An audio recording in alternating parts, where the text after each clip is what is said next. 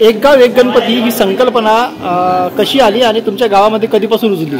एक गाव एक गणपती आमच्या गावामध्ये बरीच दिवशी संकल्पना आहे, म्हणजे 30 वर्ष झाली. 30 वर्ष.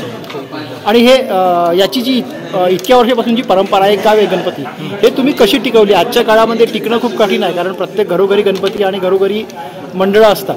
अशा याच्यामध्ये हे टिकवणं किती महत्त्वाचं चॅलेंज होतं तुमच्याकडे? नाही, सर्व गावाचं सहकार्य आहे म्हणून ती टिकली गोष्ट. आणि या महाप्रसादामध्ये किती भाविक भक्त सहभागी होतात? सर्व गावात. महापरिचय दामोदर सकाराम लाडके. बरं, इथे एक गाव एक गणपतीची परंपरा आहे. एक गाव एक गणपती 1991 पासून तर आतापर्यंत चालू आहे. बरं, याच्यामध्ये साधारणतः किती भाविक भक्त सहभागी होतात आणि एक गाव एक गणपती या मागचा उद्देश काय आहे? या मागचा उद्देश एक गाव गणपती म्हणजे कोणी दुसरे जे पोरं आहेत, लहान जे मंडळी आहे बारकी, ती आमच्या सोबत या मोठ्या सोबत, त्या हिशोबाने की एक गाव एक गणपती असा म्हणून 1991 पासून चालू आहे. आतापर्यंत चालूच आहे तो बी. बरं, एक गाव एक गणपती जे आहे याच्यामुळे सर्व धर्म समभाव जो आहे हा एकोपा टिकून राहण्यासाठी खूप मदत करते.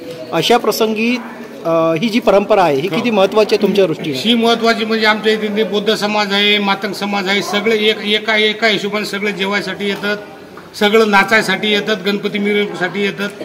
एकही असं कोणी नाही की असं म्हणायचं काम नाही की हे या समाजात येत नाही म्हणून आमच्या इथे. बरं, ही जी प्रथा आहे महाराष्ट्रामध्ये सगळ्या गावात व्हावी यासाठी तुम्ही काय विनंती करणार लोकांना? या एकोपा जर पकडायचा असेल तर सगळ्या समाजासोबत धावावं लागेल, तेव्हा ते एकोपा होणार आहे.